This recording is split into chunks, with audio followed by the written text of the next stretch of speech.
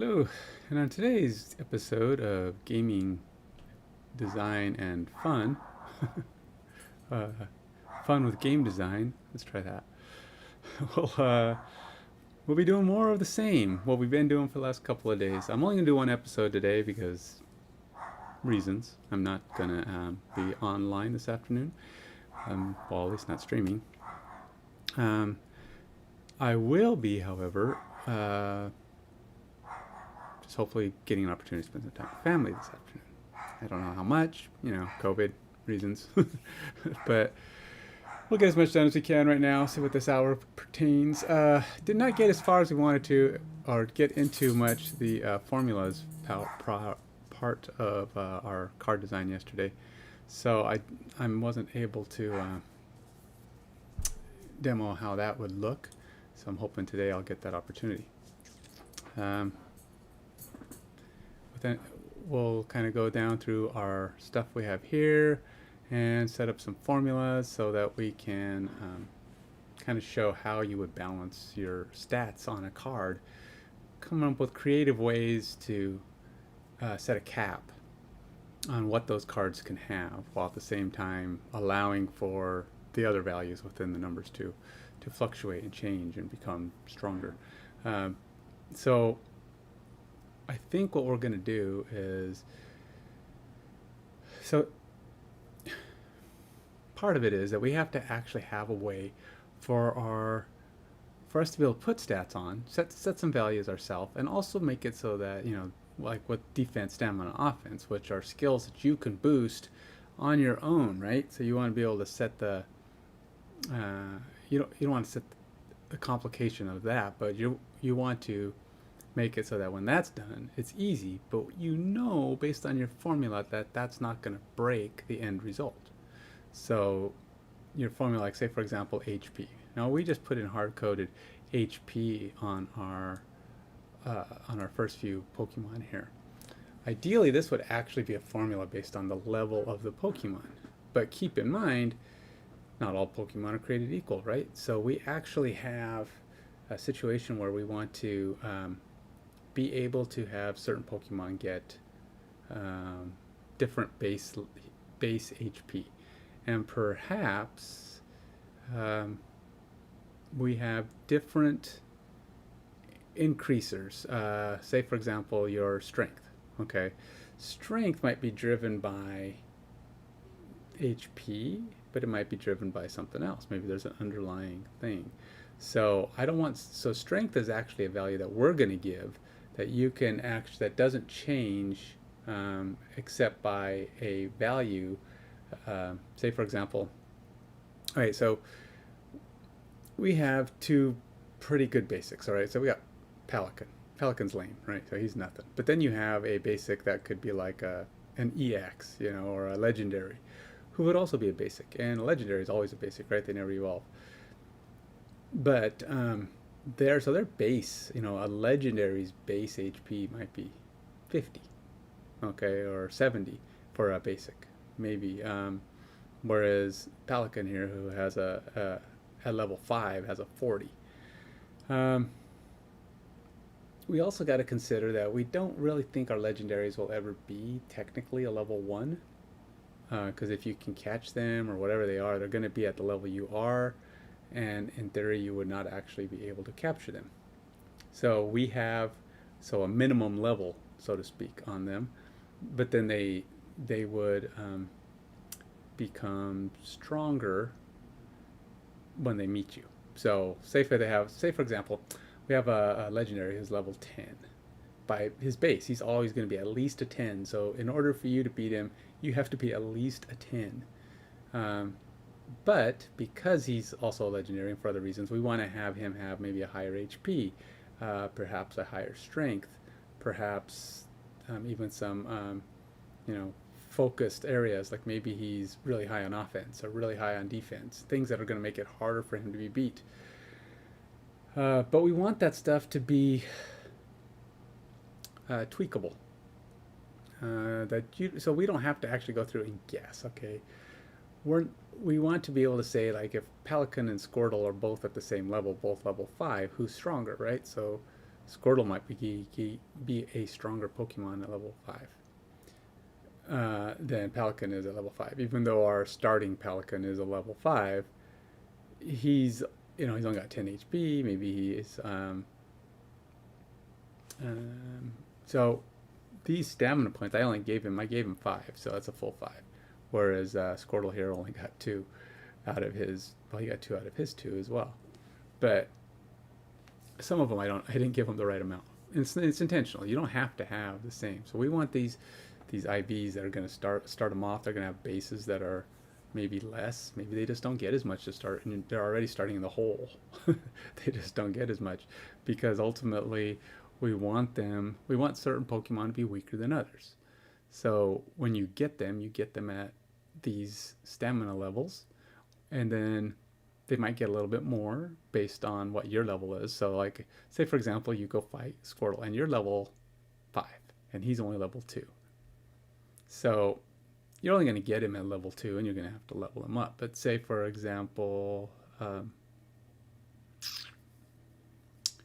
well, no, that's not true.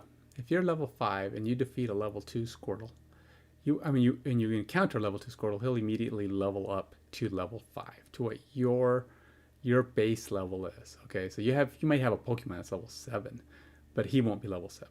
He'll be up to what your base level is, which is your lowest of your top 6 Pokemon.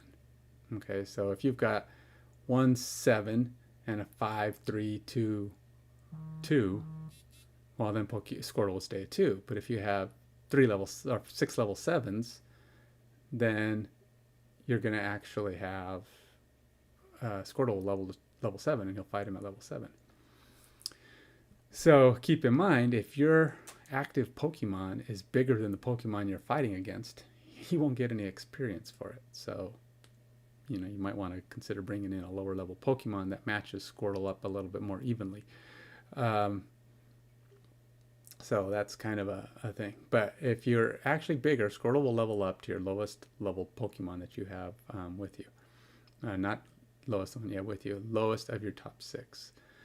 So that just means he'll always be able to meet your top 6 Pokemon. So it'll get harder to bring other guys up with you, and that's kind of where EXP share comes in, or maybe he come in and take a quick shot and they run so they don't get killed right away. But ultimately, we got to have a formula in place that allows us to adjust the HP and perhaps even their defense, stamina, and offense, so that we don't have to think about it so much when we're designing these guys. All we have to do is pop in level 2 and then maybe put in a difficulty rating, which is what I'm thinking. We'll create a value that's hidden, or it's on our sheet, but it's not going to show up on any kind of a stat box. That just defines our base level for these guys. And then everything else just comes across the board. Okay, so our difficulty level is kind of where they get to be when they start. So they may actually get, higher HP to start.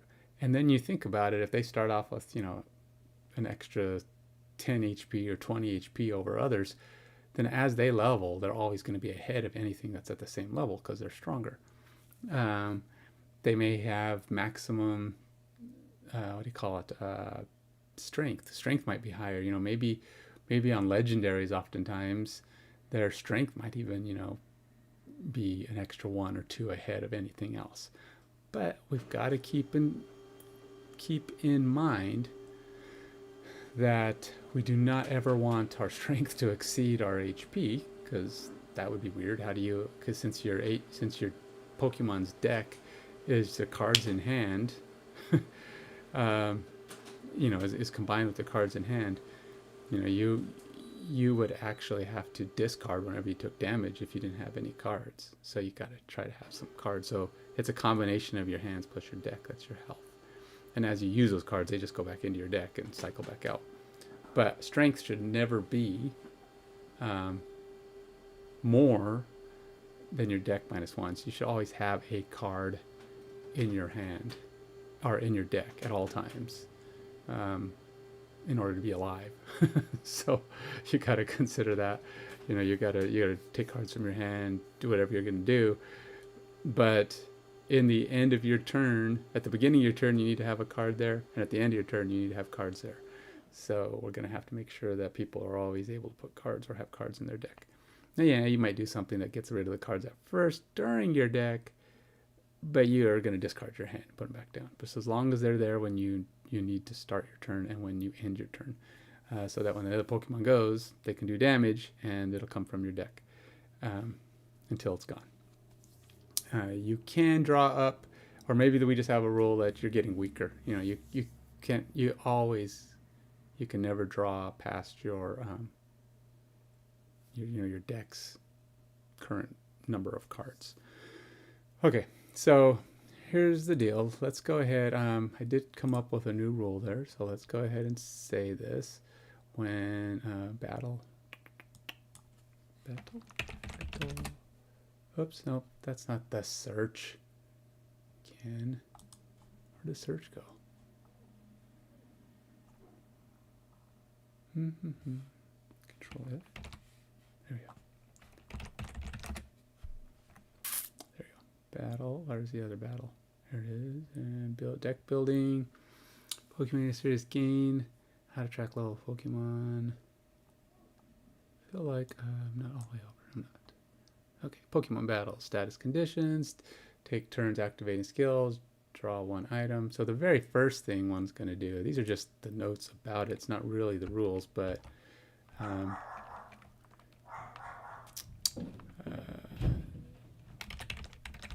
determine first action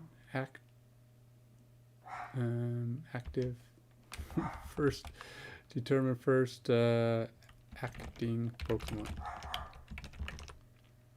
and then we will have draw on your Pokemon turn, draw cards equal to strength, but equal to strength or one less than cards, then total cards in draw deck -1, whichever is less. Okay, so yeah, so you're going to take poison. The way I'm going to do it is you're going to take poison at the end of your turn. So in fact, until you wake up, flip coin, can't run, takes place at end of turn. Same with all of these. I'm going to do all status effects at the end of your turn. So whatever happens to you, you can act before it kicks your butt.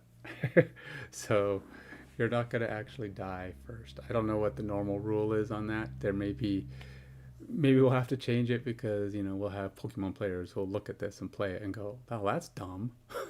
That's, poison's supposed to hurt the guy before he moves. So you could potentially die in between turns. So maybe that's the right way to do it. It doesn't really matter how we do it as long as we're ready. And the problem with poison is in the TCGs, it happens both before and after your turn. So you technically take poison twice. Whereas burn only happens, burn happens both before and after as well, I think. You got multiple chances to die off of both burn and poison. Confused only happens if you choose to attack. You can do nothing and be safe. Stun, you have no choice. You can't attack. So, and sleep, of course, can't attack either, assuming you don't wake up, but you have 2 chances to wake up. At the moment, I'm planning to only have that happen once. No, at the beginning, and then at the beginning, and then at the beginning. So sleep will be kind of hard to get rid of. All these things will be hard to get rid of, but you're only risking happening to you once. Just because I think the way we're doing it might be more, more effective for the health, because you're going to be kind of small. Maybe things like poison don't come into play until later. Maybe those are higher level skills. Basic attacks for most guys. I don't know. We'll see. We're going to have to start balancing it out. And this is where our formulas are going to come in. We're going to have All right, so let's put in a balancer. We'll call this insert. We'll call this difficulty. Difficulty rating. Difficulty modifier. Okay. And we're going to put this in as a red field, just so that we know that it's special.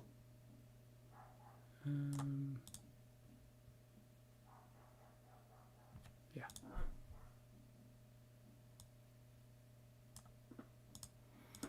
So, so a difficulty modifier of 1 might it might mean that their HP is their level minus 10. So maybe it's 40. So that might work. We're going to have to kind of decide how this goes. And let's see, and we're going to have to balance what is the effect, right? So we'll have to have definers that say, okay, if it's difficulty modifier. But so when we think of numbers on the low end, right? So if you're level 100 and we want to have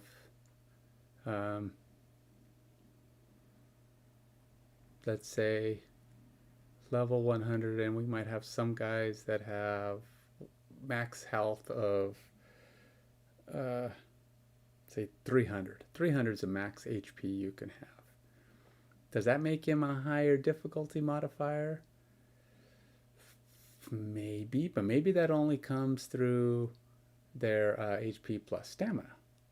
So their base stamina might allow them to be like it'll be max stamina to start. And then you can actually technically maximize the stamina and maximize the HP and potentially reach 300 with a difficulty modifier of 10. So let's say that. Say our difficulty modifier is a maximum 10. Okay, so really good Pokemon. Now we might, I don't know if we're gonna, that's a pretty big range. So we might actually have to do something like a 5. But all this is going to come down to setting our defense and stamina values at their max, right? So certain guys we can say which skill, or we can say let's say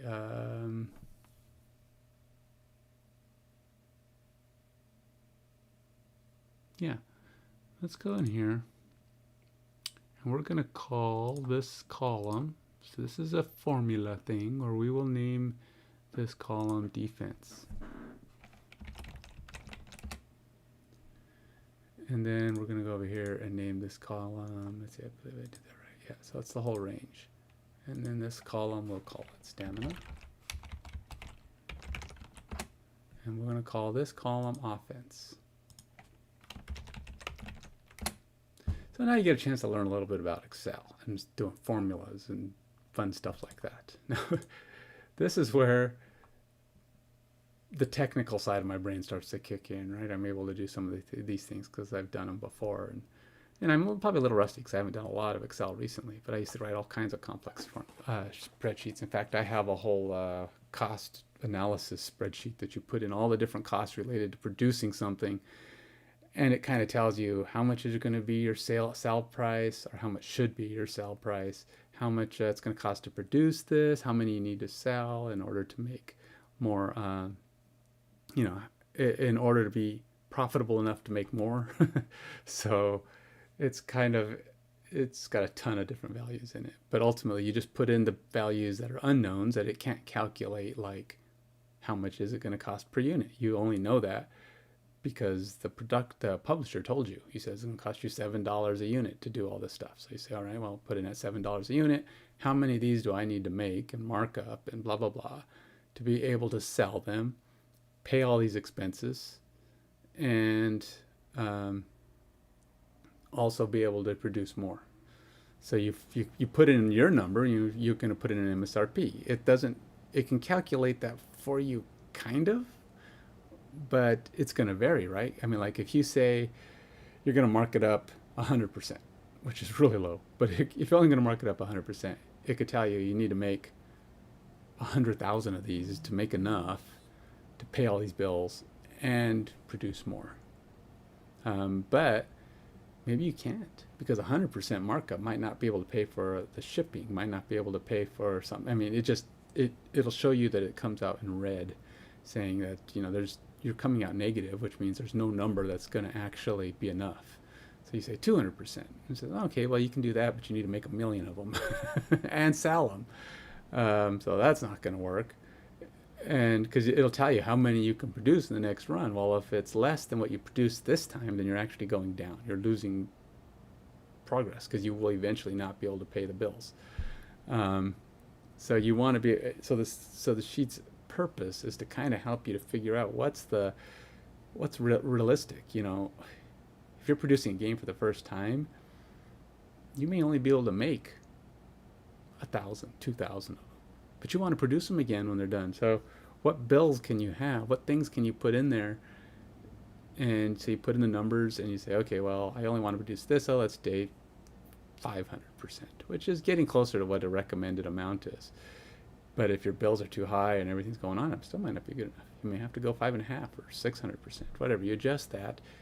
It goes through, calculates how many you need and how many you can produce the next run based on, after paying all your bills, what's left. And that left says, okay, you can produce this many. And then it sets up all the different quarters and it would just run on.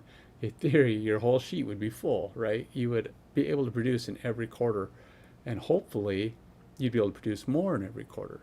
And then you can do things like have a cap. Say, well, I don't want to produce more than 10,000 a quarter or 10,000 a year or whatever it is. So you can start saying, okay, well, I'm going to produce the idea is that you can continue to produce. Now, that's an evergreen product, right? So your sales technically will start to go off. I mean, they should, unless you can hit that evergreen state. Now, what is evergreen? More or less than you produced the first time. Evergreen, if you're only doing 1,000, but yet you always sell 1,000 every 6 months, that's evergreen, but it's not always great, right? It's not fantastic. You'd rather peak up sales. People love it. You're getting around 2,500 every six months, and they're constantly selling 2,500. You might get 3,026, 3,026, 3,020, and or maybe 22, but you're always averaging 25. That's, you've gone up and you're making money off of it, and you can keep producing it, keep making more, and that's evergreen. Now, that's the dream. I mean, obviously you want your game to be evergreen, so it's doing its job, making money, and it gets easier to market it because you know what you have a budget set, it's available to you, and then hopefully now with that thing supposedly making more than you originally planned, and so therefore you're making profit. Every time you sell 3,000, you've got a little extra money. That money goes into the formula as potential profit, especially if you cap how many you can make. So it'll say, hey, I was able to make 3,000. Well, I have extra money for this, so you put it into profit. And then you plan out, a year. The sheet's only set up for a year, the one I wrote.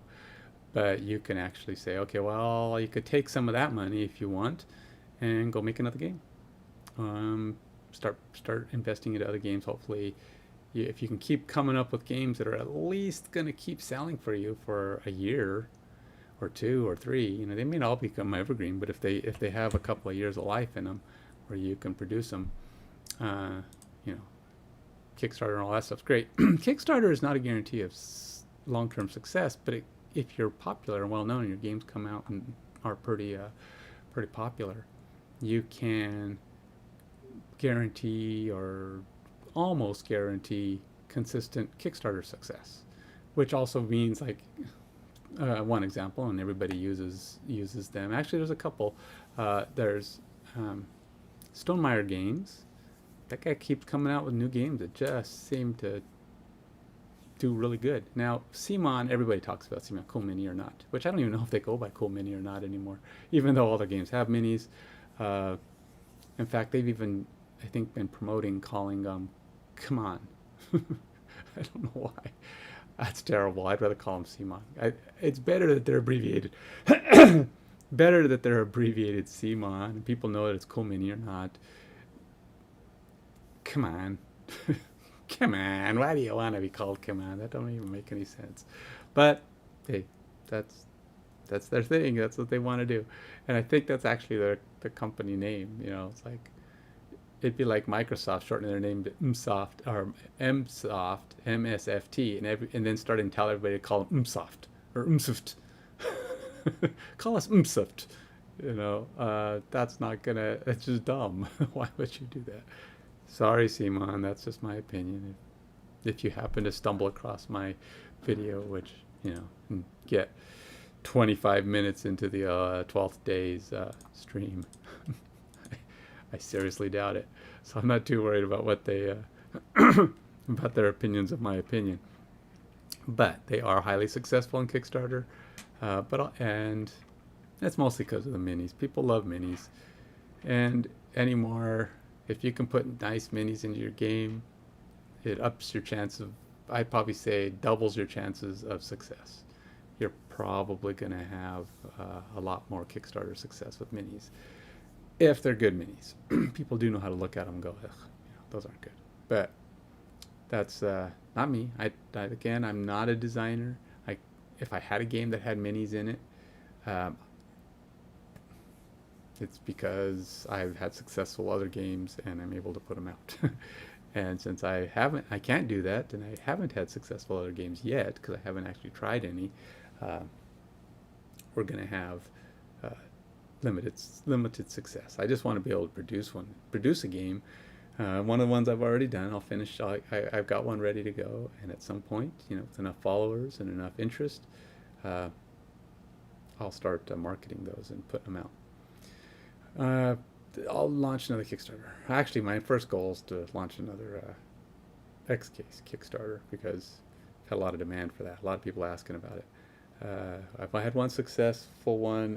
We've upgraded the materials, done some extra things to it, changed just a couple of little tweaks to it so that it's a little more functional. And hopefully our next Kickstarter launch will be more successful than our last one.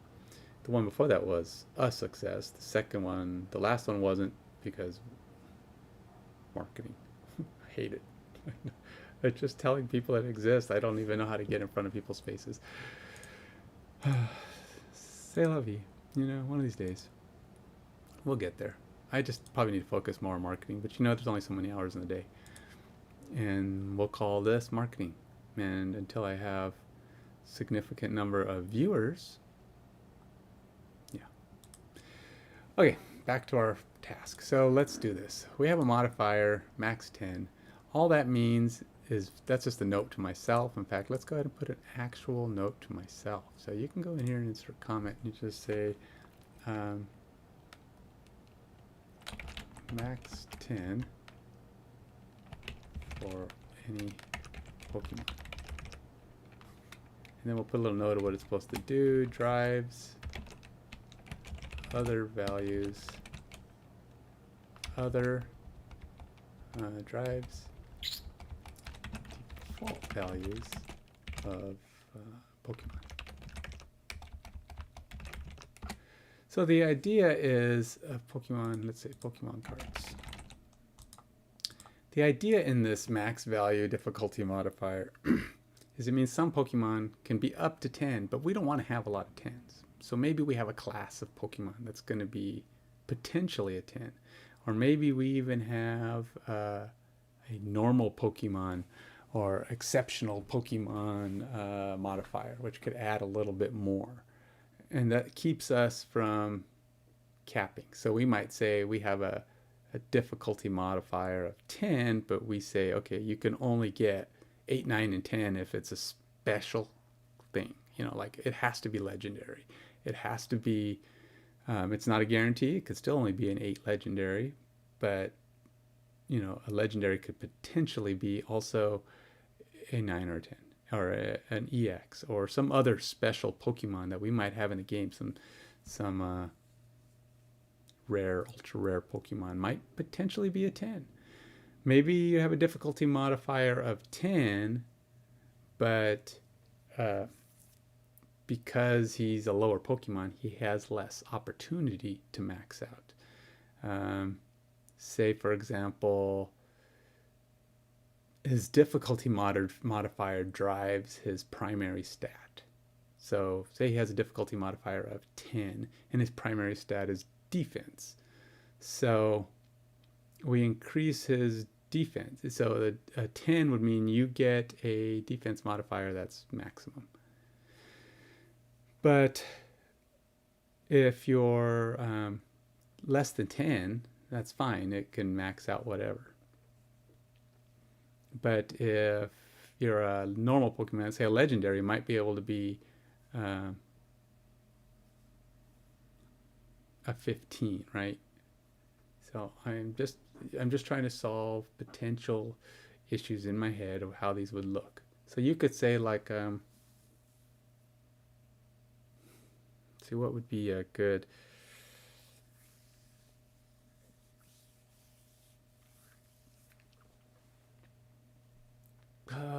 difficulty modifiers. So a 10, what does it do? I would say it gives you max HP to start, and then it adjusts your stamina. So maybe we should formula or state what our formula is going to do. And what is max HP? So if we know, we got to base it off of 100, and then we divide that to bring it down. Then we divide that to bring it down to our current level. So if we set our level at 2, the formula brings down our HP accordingly. So that's what we wanted to do. So we got to base our formula off of 100 and then have the HP be based off of the current level. So let's put some numbers in. Let's start off with Squirtle here. Okay. We'll put in a difficulty modifier of, now it's Squirtle. This is not his stage 1 or stage 2 version. This is just Squirtle. How strong do we want to make Squirtle? Is he a pretty good Pokemon in general? Maybe we set him as an 8. Okay. No, that's pretty high. Let's set him up as a 6. I don't know. What's a typical decent Pokemon? I think Squirtle is known to be a decent Pokemon, right? Maybe 10 is too big of a range. I don't know. I'm thinking it's going to end up being like 5. But for now, let's say we set it at 6. So now we got to have our formula for our HP. And we're working with Squirtle. He's level 2, but we want to base it off of 100. So if we know that our max value in all conditions, given whatever a deck could possibly have, is 300. That's 30 cards. So we got to figure out, okay, well, based on 300 being our absolute max, and we know that in order to have a 300, I mean, I don't know, what is the highest defense Pokemon? I'm going to go look. Let's do a quick look. Highest HP Pokemon.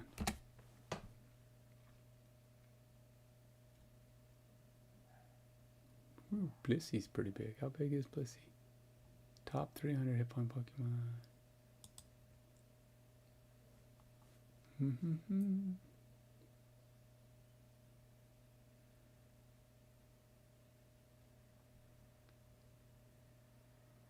Oh, these are in Pokemon Go. These guys get pretty big, but it doesn't actually say what their HP is. Let's see, it's Pokemon card. Let's put in Pokemon card. Blissey's the biggest, and Blissey's pretty big in the Pokemon Go game, I know that. But let's say Pokemon card. Some pretty big ones. Let's see, we got some 270s. I always thought Wailord was probably one of the biggest. Let's see. Wailord reaches, he's got a 250 here. Ooh, look at that. Is that guy? Holy moly.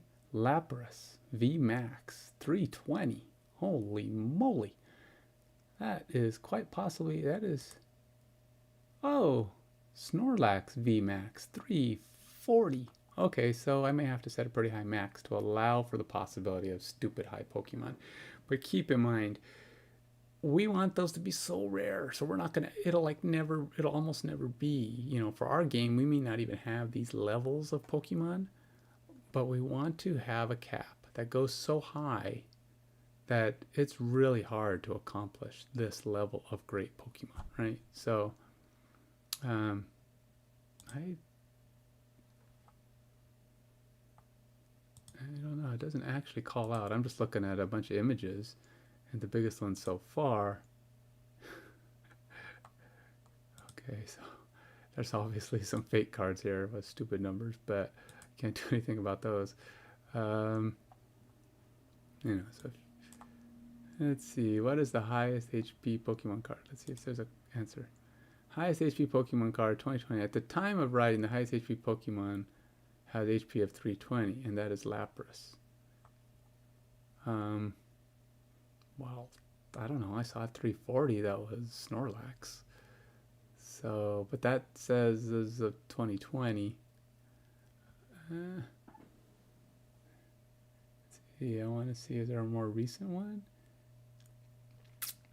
Let's see, tools. Let's see, anytime past month. Pokemon TCG, the 10 most powerful water type. I don't want water type, I just want to know the biggest one. 10 most powerful. I see a 330 VMAX Charizard. Charizard VMAX. So let you see what I'm seeing. Well, I put this over here. 10 most powerful VMAX cards. Holy moly. So VMAX is obviously the new thing, because I think this is all from the latest sets. Rillaboom. I never even heard of that. Must be a brand new guy. 330. Charizard, 330. Grimmsnarl, 330. Lapras, 320. Cobra Jaw, 340. Inteleon. I don't know if this is in any opinions. Oh, check that. Morpeko. He actually looks like a big Pikachu. Morpeko. More Pikachu. Is that? Yeah, he's electric. I wonder if he's like some super Pikachu. Morpeko is a lightning type Pokemon. Although it has a low HP, it has a low HP of 300 as compared to other VMAX and only one ability. It can do 180 for max discharge. And further 20 damage to each of the opponents benched. Wow, that's a lot of damage.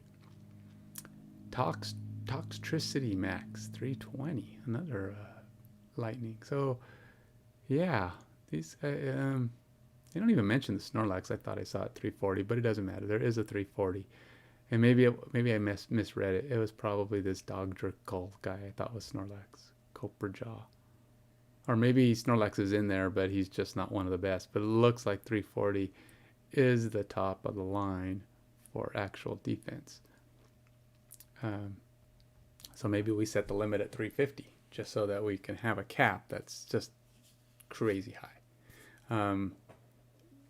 And it would take, you would have to, in order to accomplish a 350 at level, now for me, that means they're literally at max. So this is VMAX, right? So you could not accomplish these high values. I mean, even say this 300, he might be a 10, but his max is something else. His stat max is not HP or not the other stats. So we can still have other 10s, but in order to hit these kind of crazy high damage marks, so he's only got one attack. So how do you do that? What level is he considered? Well, he would be a level 100 at this point. So my thought is that VMAX just basically means you can't be higher level than this guy. All right, that would be how I say it. I don't know what the premise is between VMAX, but I don't imagine that their thought is that you could ever be bigger and stronger than this. So what does that mean to? But remember, this is Pokemon, though. Game can continue to evolve. Maybe if I set it at 400, I'm actually protecting myself against future shock.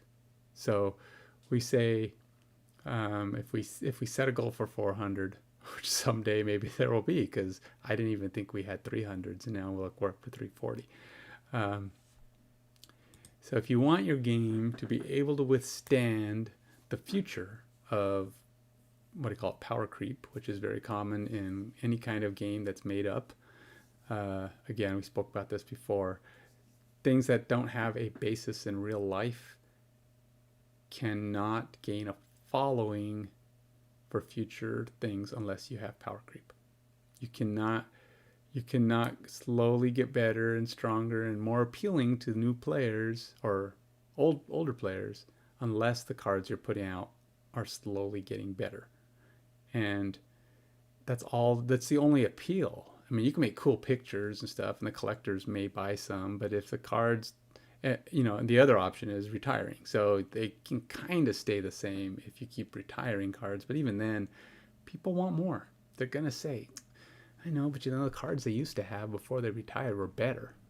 You don't want people thinking that. I mean, you want to be able to say that these cards are at least as good, if not better. And now Pokemon is starting to reach out into the upper 300s. And they have a lot of cards. Like if we had 320s before, 330s before, it was one or two guys. Now it looks like there's a handful of guys that are all reaching up into that 300 plus range. And now even the weak Pokemon have to be stronger. I mean, you probably don't have very many guys anymore that have a HP that's less than 60.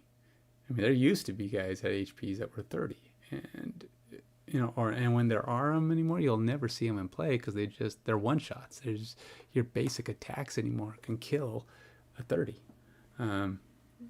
So it's really it's really unfortunate that the game is designed that way. I mean, but it's hard to avoid it with anything that's not based in reality. Things that are based in reality can appeal to the fact that these are actual things. It's like I said, in sports, if you base it on reality, if all of your stuff is based on actual real life stats of players, people will want those players throughout the years. And they could vary. They could actually be worse and still get people to buy them because they want that player card. They want to be able to build a team with that player card, or maybe they want to build a specific team because maybe it was a Super Bowl team, but a guy had a bad year. I mentioned the Broncos, who had Peyton Manning, who was having a pretty mediocre year, but if they want to build a Super Bowl team, they would have to get that Peyton Manning to build that team. And because of values, which one of the things that people do, which can actually tweak a game a little bit, help, is points. But most TCGs do not use points. They just say 60 cards, and you can do whatever you want as long as you stay within the 4-card limit. Points is hard with 60 cards. What was a game called Mage Wars? Try to assemble points, and they give you like 100 points to build your deck. But hey, math. You start getting numbers upwards of 100, and you got all these little 1Z, 2Z, 3Z, 4Z cards. And sure, some of them are, when you're trying to add up all the way to 100, trust me, there's errors, and decks get built wrong. Pokemon or HeroClix did it differently because you don't need to have 60 cards in your deck, or 20 or 30 or 40. You only needed to have a limit of 300, 400, 500 points in most skirmish games, and you could go higher because some of the big guys that you'd fight with, you'd have to have a 1,000-point army to have a chance. So you have to consider that a point system is actually the best balancer, and maybe even gives you a chance to have some super strong guys, but people will also want to take the weaker guys, the junk guys, to fill in your team, because now if you want to have the really good card, if you did a card setup, your Pokemon would have, I won't say Pokemon because I don't know that I'm going that direction, but ultimately it says, if you want the super ooper duper best card, he's going to cost X, and that's going to be 30% of your deck. So you're going to have to go, oh, well, I need smaller stuff to build around him so that I could use him. And if having him in your deck 4 times because there's a card limit, which can add, say, HeroClix kind of did the same thing. I believe they have like unique rules. Uniques can only be in your deck or in your force 1 time. You can only put a guy on your deck and your force once. Now you might run into it on the other team, but they don't usually limit the other team because that would screw up people's builds. But you would have. I mean, rarely did you need to have the same guy in your deck in your thing more than once. In fact, I think they actually had rules that might have even gone as far as to say you could not have any guy in your thing more than once, any of the same guy more than once. Because I don't know that I ever ran into like a team of Supermen or a team of Wolverines. So I don't know. Not sure how that would look in the end result. So anyway, looks like 340 is kind of the max. So.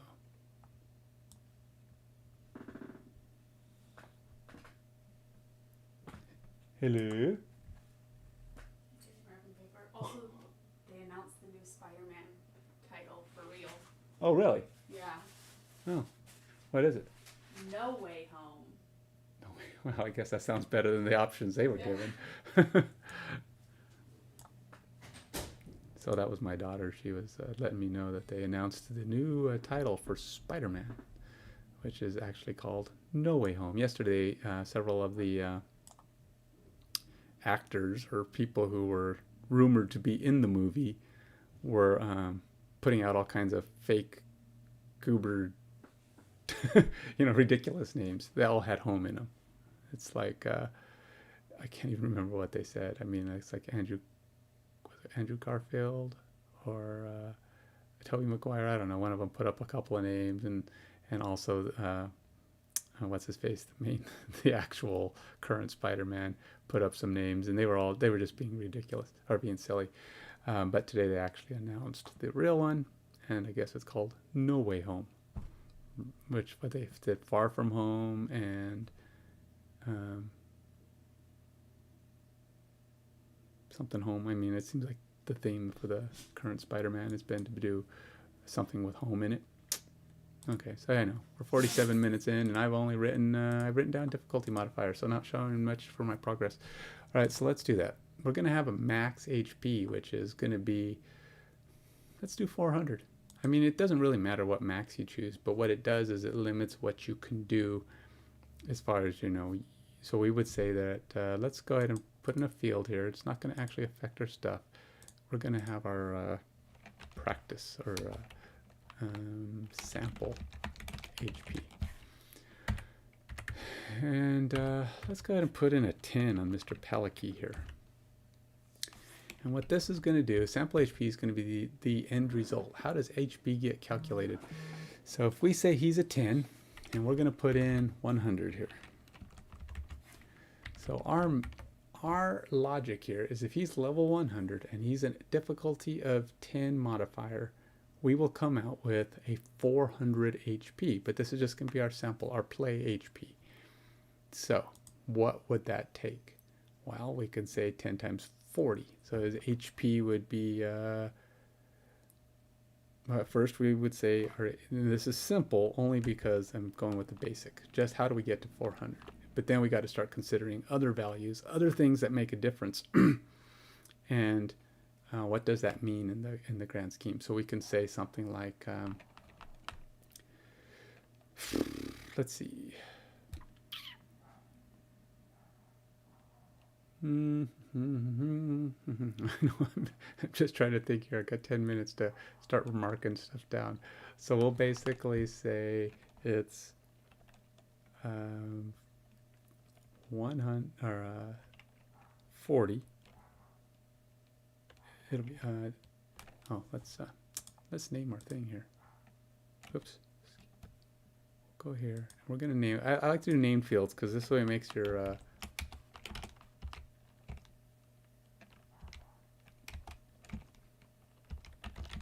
formulas more readable, and then you can just reference them. So you say something like equals difficulty times 40.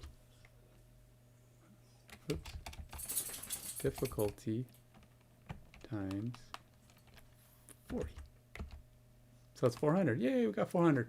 Now, obviously, that's way too simple. But like in CC 40, that might not be the best. I gotta go let my dog out just a minute.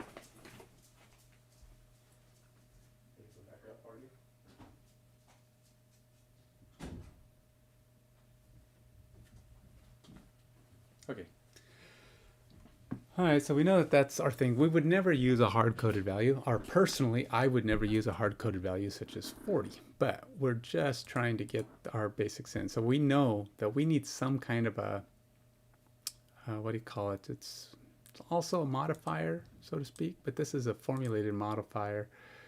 Wait, what did I do? Did I override my thing? Ah. I overrode my difficulty modifier. What was I doing? Wait.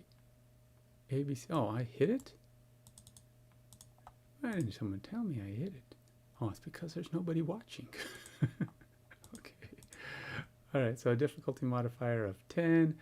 But we're also going to need a modifier that says we're going to need to do let's say max multiplier, max HP, or actually no, we don't even have to say max, right? The 40 that I put in there is, all right, we'll say HP multiplier. So what I oftentimes do is that you can either hide these or you can take them and put them on another sheet so it doesn't clutter your page. And that's often what I would do. I put them on another sheet, but I can move them later. So we'll go here and we'll say HPX, X for multiplier. All right, so we would go, and the reason is you don't need to have this on every line. Right now I have to put this on every line. If we put a difficulty modifier in, so in this case every Pokemon would have its difficulty modifier, but an HP multiplier is only going to show up once, and everybody uses the same multiplier. So so if it's times 40, but you're only going to get like, so it'd be like if we do, our sample here is times 40. Well, really what we're going to do here is say HPX, right? And then we're going to put 40 in here. So 40 technically should be the same all the time because your multiplier is just saying we need this value to make everything work. So it's just, I'm just going to copy it down. Doesn't matter. I'm just putting it in so we have some working numbers to work with. And then this guy who's, you know, got HPX of 400 because he's a level 100 difficulty modifier of 10. His HP multiplier is always going to be 40, but now we have to say, well, no. If he's a difficulty of 10 and he's a 100, what does that mean to say his, if we're going with stamina having an effect on their deck size, or maybe defense has an effect on their, maybe defense and stamina have an effect on their deck size. No, defense we said is going to have an effect on their ability to resist damage. So stamina will have effect on their deck size. So we're going to go here. We already know it's stamina, but we're going to say something like if it's a 10, then stamina is maxed. So what would that be? Times so we'll say like, what we're going to have to do is have this be smart enough to know whether or not it's the max. It's our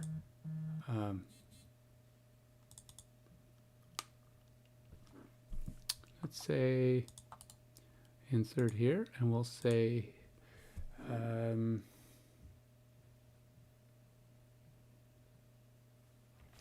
this will be our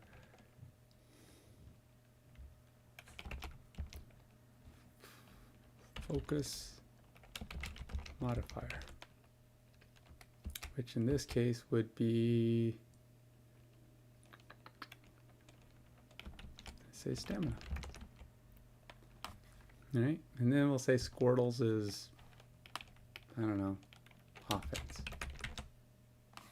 All right, just so that we have these options. And we'll go ahead and say Kangafish, which doesn't exist, his is defense. So this way we have something to work with. None of these, I don't, Pelican doesn't exist, but I think there's, it's not Pelican. What is his name? I know there's Dallybird. That's kind of like a pelican, I think. No, Dallybird is the one that looks a little bit like a penguin, isn't it? Yeah, that's the one. He's kind of weird, little furry penguin-y thing. Yeah, I don't remember. I used to know a lot of the names, but now I'm blanking out. All right, so let's see. It's stamina. So we're gonna say equals. Dang it. Oh, gotta rename my stuff. We'll call it focus modifier. So we do have to set these values for each one, but once we do, it should set our HP, our stamina, our defense, our offense shall all get set based on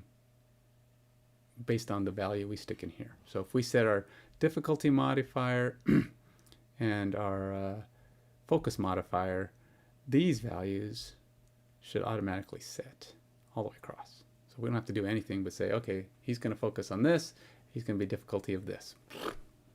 He's going to, so on and so forth. And those two things could drive our other formulas. So we're going to go here, go back to this guy, and we'll say equals. And when we say if focus modifier equals stamina, then we'll say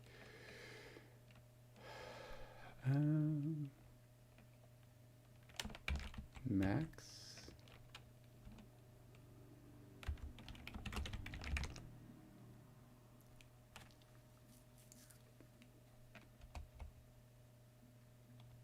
stamina. No, max stamina modifier, or max stamina x. X being multiplier. Now I have not created stamina x yet, but we will. And else, so max stamina x. Do we even need to say that? So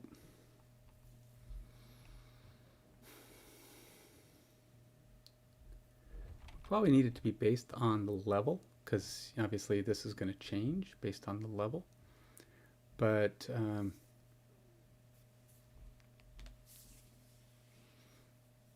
because it can be less than, so we want to have,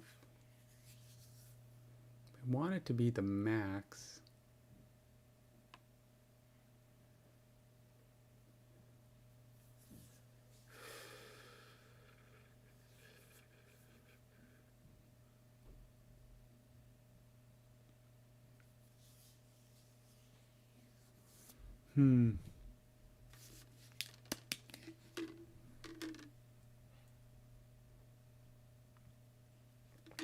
See, that's part of our formula process, right? So we got to figure out what is max. So we, at level 100, he would hit max. But at level 10, he'd only be part of max, right? So if stamina can be, 15, so we're going to want to adjust what stamina is based on whatever level you are. So if, do you hit 15 before you hit 100?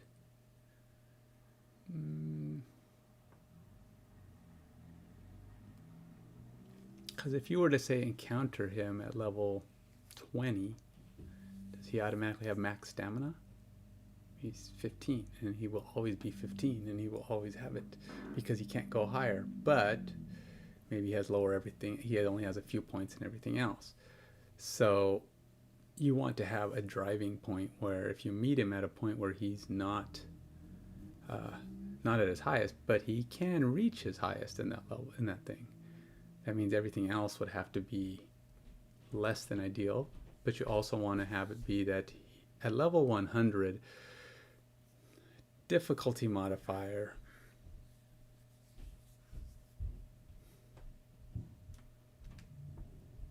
does that change his, because we want to have his defense plus stamina plus offense. Are they all perfect? Or is simply being a difficulty modifier of 10 just give you one thing that's max? So maybe we also have a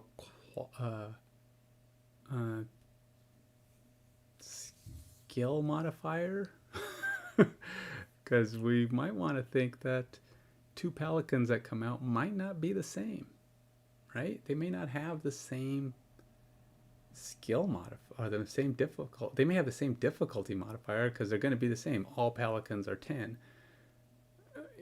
but some of them might actually be, weaker.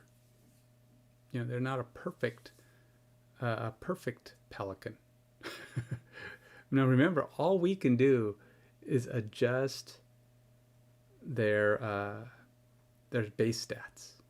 In this game, although it can randomize and you'll randomly be increasing on the other stats, it doesn't guarantee that those other stats are all going to go up according to our expectation. All that does is set our base stats. Now a legendary may only be able to come in at level 15. Are we going to give him a level 15 stamina and nothing else? Well, no. We got to give him a percentage, so we know that we got to give him 15 points of levels.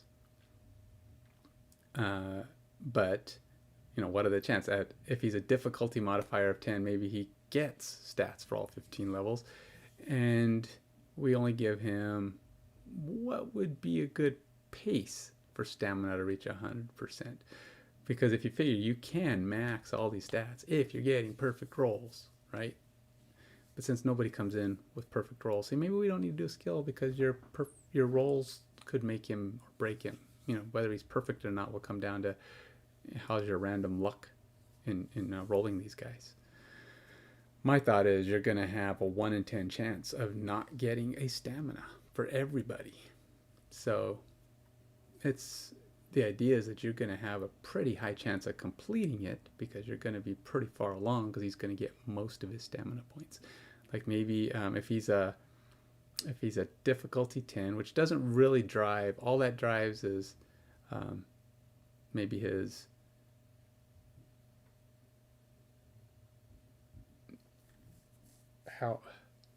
how high one of those items is, right?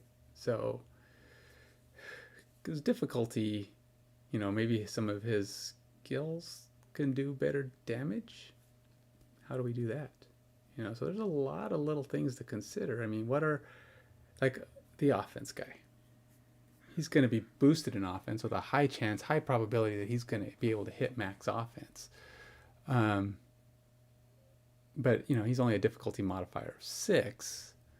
So maybe he gets less of everything else. Like, it's a maximum amount of, like, he's only going to get 60% of everything else. So he'll get 100% at his level plus a percentage of everything else. But this is where we have to think, how do we get to a sample HP of 400? We're only doing defense. Maybe that's a problem. You gotta focus on one thing. So let's hit escape here. We want this to say HPX, which is our multiplier, times HPX.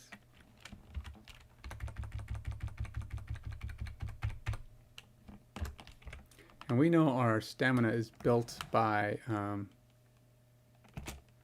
our stamina is 2 points for one card. and we want to reach 400. So we want to say plus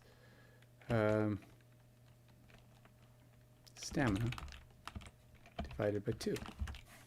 All right. So if we were to just do that, it's still 400 because our stamina is currently 0. But if we want to say that at level 100, see that's 400 stuff. So we also got to make sure we round to the nearest 10. So we'll have to figure out that because we don't have a 407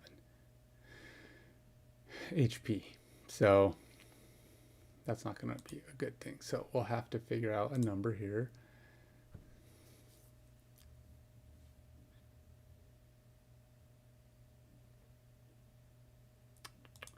I have a function that I'll have to pull out that'll let me round to the nearest number, like round to the nearest 10 or nearest 5. But right now we're just going to go with this because I don't have that function currently available. Round. Oops, probably don't have all the information. Number of digits. Let's just say number of digits to 3. Is that right? Oh, must be a number of decimals, not digits. So we'll say 0. All right, so it's 408, which again, you can't have 408 because we do things in tens. So that would make him level 41. So we would have to kind of move our decimal point over so that when we round, we actually round to a number that's valid for our character. But that's why it's a sample HP. We'll have to work on fudging the numbers to make sure that they land at a valid value. So this is too high. We can't go to 408 because even if we do any kind of rounding, it goes to 410, right? So we don't want to have 410. So we change this. Let's change this to 30. Let's see if that does anything. That's 308. It's too small. So this number could be anything we want. 35. Let's say 38, 39. Okay, so if we have a rounding effect right now, this reaches 400. So our HP multiplier for a perfect perfect difficulty stamina is 39. But that's just the HP modifier. Now we would have to have modifiers that could affect, say, the other values. So our focus is stamina, but perhaps it's offense, and we don't actually use that value in the multiplier. So we don't want to have his HP ever exceed what would be perfect. So if we set this to round and it rounds at 400, then we know that we've hit our max. And now we have to decide, okay, what's realistic? Do we ever want to allow this guy? So we would then change this to say 9.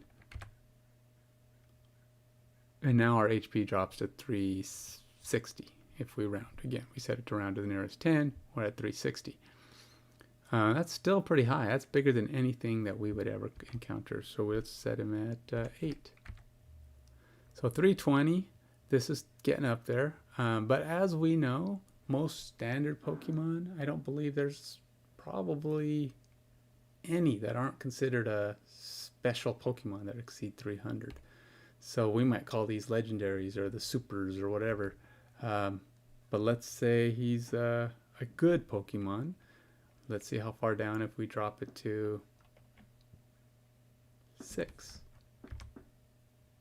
Okay, so if he's a level 100 and he's a 6 and he's got max stamina, that's 240. That's still pretty high. I don't know what a level 100 typically would get to for HP, but I still feel like 240 is really high. I mean, I would think it's not even unrealistic to have a level 100 Pokemon that only has 150. So what is that if you have a difficulty modifier of 2? Oh, that's pretty small. 2 would be definitely a decrease. That would be a little guy. Especially if, you know, his strongest thing is HP and stamina. He'd be pretty weak. difficulty modifier. So at least we know the numbers do get down small enough, but we may have to be careful on how many, because 3 is 125, which would round to 130, which is not bad. So if you take your Pelican all the way up to level 100, and he's got max stamina, and since that's his bonus number, he would also, be able to get, maximum stamina. Now, one of the things we did with our stamina or with our value, we're just using stamina as our value, whatever that is set at. But we need to actually come up with a way to, it's stamina divided by 2, but that's why we get our points. But we need to be able to come up with a way to drive, because see, none of this is based on level, right? Stamina, difficulty, stamina. Yeah, we don't have levels, not even part of it. I mean, we're just playing with what the numbers would be, but that's just changing their difficulty modifier. So at level 100, we know what that would be, but we'd be basing the whole thing on on level. So we're going to have to actually define how does level take this down further, and can we get it so it squishes correctly? Because if we take a level 3 guy and we say, okay, well, he's a difficulty 3 at level 100, he gets 125. Well, now we got to take that one step further and divide it by the number of levels. So if we actually take him down to divide that by 100, he's going to be, what is that, a 10? That'd be a really low HP at level 1. And at level 2, he's still only a 20. So that's pretty weak. And we want to have difficulties of 1, 2, and 3. But you got to be able to have at least 30 HP. So I don't think I ever want to go lower than 30, but are all 1s and 2s and 3s going to be... So we have to put a number in just because we need a value that is based on divided by level, right?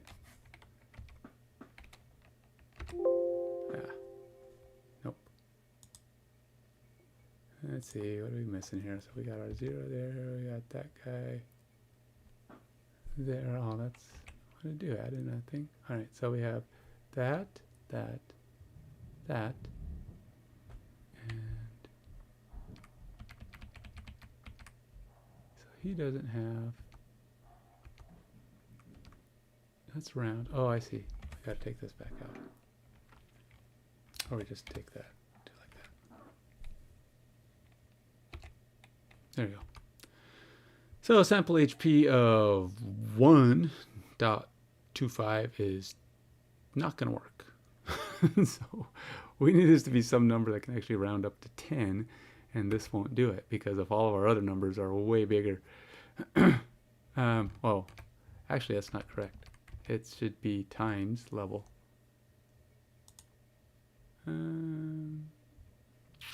No, if he's level 100, it should be divided by, no, we don't want to,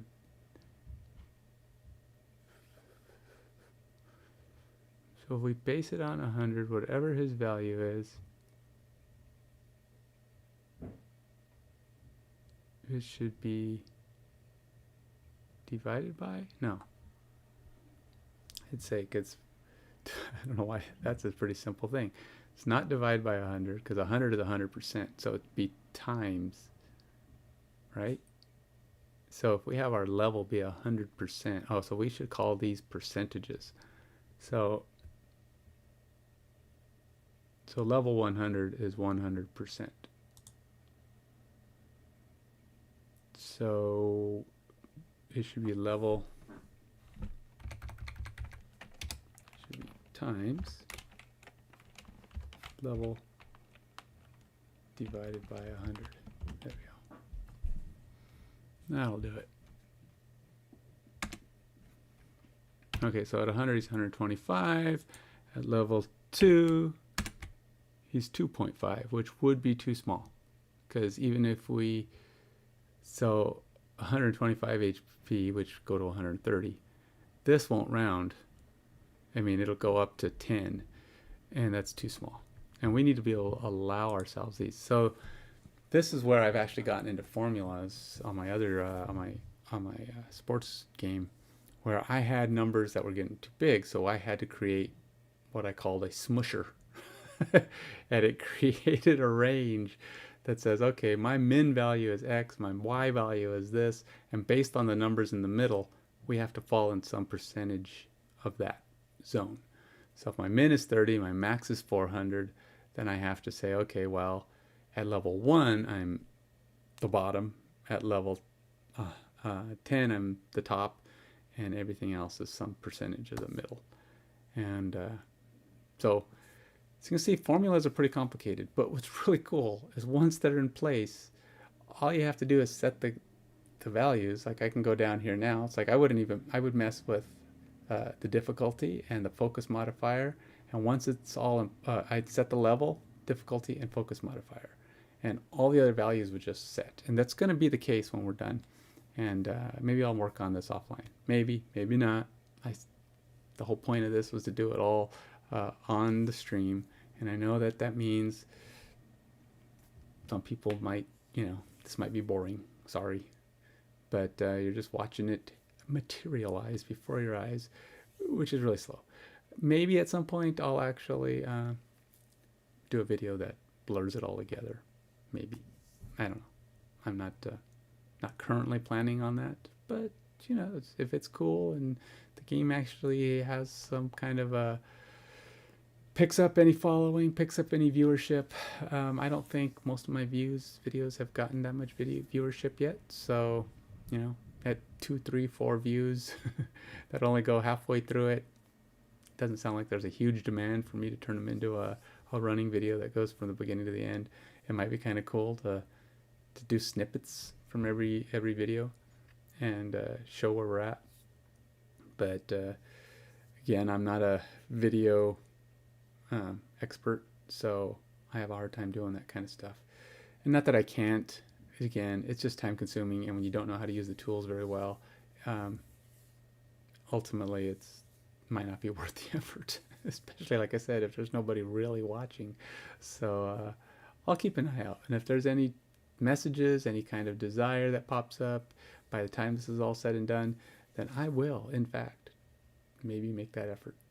So, that's my goal. I want to get this stuff online, and I also want to build some follows and talk a little bit more about, I'll talk more about other products. I'll do other things too, but right now, focusing on the game design. So I want to get some products out. So tomorrow again, 11 o'clock, I will log back on and we'll see where we are and make some more progress.